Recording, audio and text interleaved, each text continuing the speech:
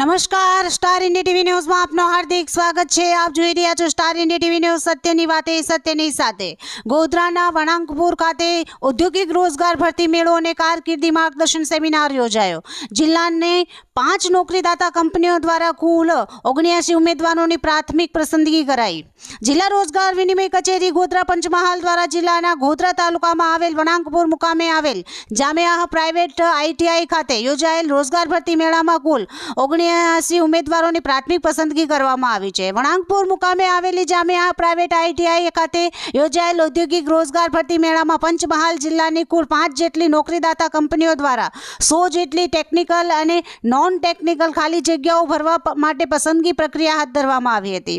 આ ભરતી મેળામાં ITIના આચાર્યશ્રી અને જિલ્લા રોજગાર વિનિમય કચેરીના પ્લેસમેન્ટ અધિકારી પ્રશાંત રાણા દ્વારા ઉમેદવારોને રોજગારલક્ષી માર્ગદર્શન અને PM ઇન્ટર્નશીપ યોજનાની માહિતી આપવામાં આવી હતી।